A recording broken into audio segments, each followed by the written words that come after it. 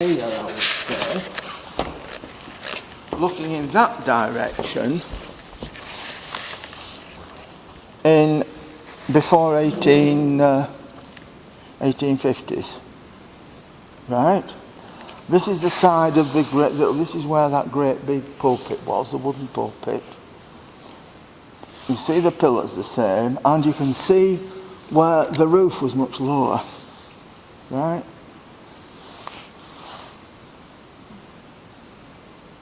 And looking in that direction, so you can see where the arch is. That's right, yeah. And where the original roof line was.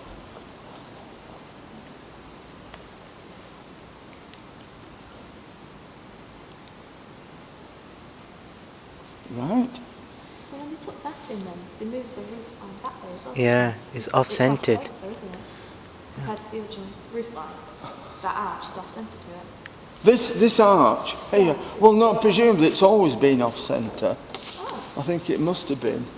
Because it wouldn't have moved that when they altered the roof. No. Yes, I mean, if you look at this, right, this is what it was like after 1854. Right, now notice the organ has gone from here and it was moved up there. Right. And why that stonework there is presumably where the organ was. Well, it's the fashion of the Catholics at the back of the church. At the back of the church, yeah. A Roman Catholic church. Quite often. Normally have them at the back. Yeah. St Mary's does, yeah. Yeah. Yes. Now, you see, if you look at this one, if you look carefully, can you see it isn't in the centre there, isn't the arch? It's a little bit towards that side. I never really noticed that. It's a little bit towards one side. Yeah, it is, yeah. Just draws your eye, just when you realise it's not quite centred. Yeah. Quite interesting. So you can see there how it's changed from that one to that one. That's right, yeah. When was that again, sorry? 1850? This is late 1850s, I think. Obviously after the changes.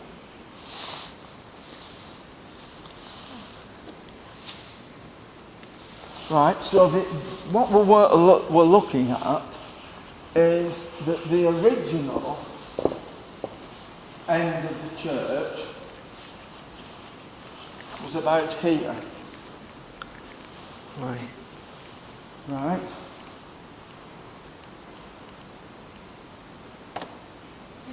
And then 1872, that was in memory of General Scarlett, who you may have heard of, and if you haven't, you will in a minute.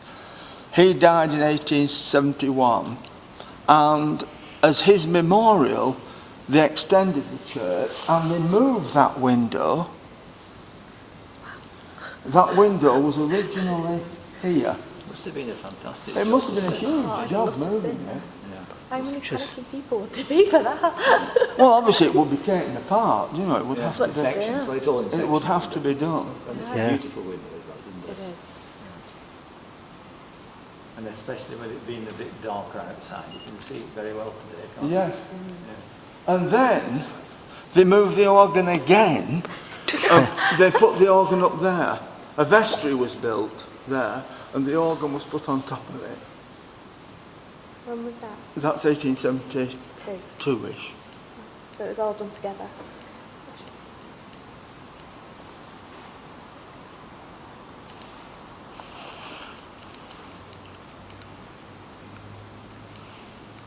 I really like the stonework and the Yeah. woodwork. It's just, it's amazing. Yeah, but it's not very good stone, you know. It's sandstone. It's sandstone, yeah. It tends to It dies out after a while with the It's weather not and very everything. So hard. it's acidic Yeah. stone, so Yeah. it kind of erodes away Erodes. after Well, time. that's Yeah, the problem with it, isn't it? yeah. Yeah. Not the kind of best stone to be building up here, really. I think it's more because of the Well, it's weather. local Yeah. stone, you see, you use local Yeah. stone. Yeah, of course, I mean, there's all the millstone, isn't there? Yeah. Presumably, it's easier to work with. It is. Yeah. It's a softer stone. Yeah, Yeah, it's Called easy easier to to work work with, with. That's right. Yeah. Just doesn't last as long as you'd hope. Yeah. And as you can see here, the walls were originally plastered. And whitewashed. And whitewashed. Yes. And I think, I've got it noted somewhere, I think it was 1872 when they took the plaster off. It was all coming apart, or round about then they were having problems. There's always problems, aren't there? Yeah, with all buildings. All buildings like this, all the time, there's one problem after another.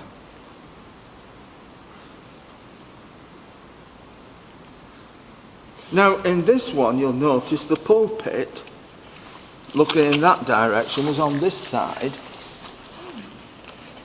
and the wooden one was put in later, and this one was taken out, but you can still see it.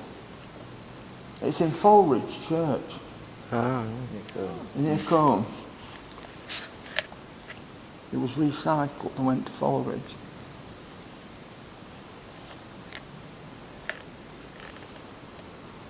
So as you can see, the building's changed a great deal over the years.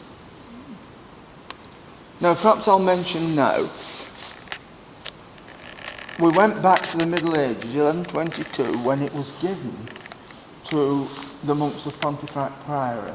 Right. Now, what that meant was they were responsible for providing a priest and who will conduct the services.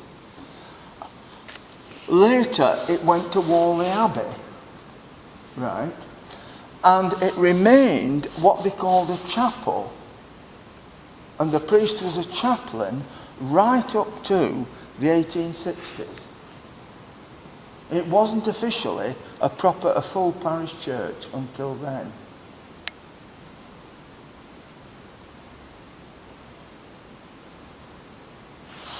And I think it was 1867 it became a rectory with its own priest, the rector. And that was a man called Arthur Townley Parker, and we'll see his picture further when we get round there.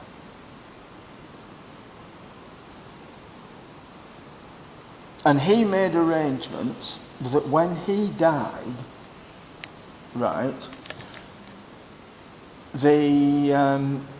the money of the church will be split between all the other parishes that have been formed, and the rector will become what was then known as a suffragan bishop.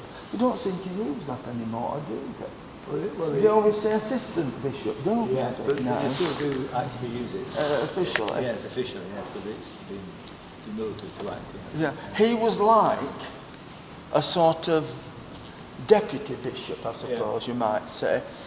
And from then, which would have been don't quote me on dates, I can't be absolutely exact, between, I think it was 1901, was it 1977?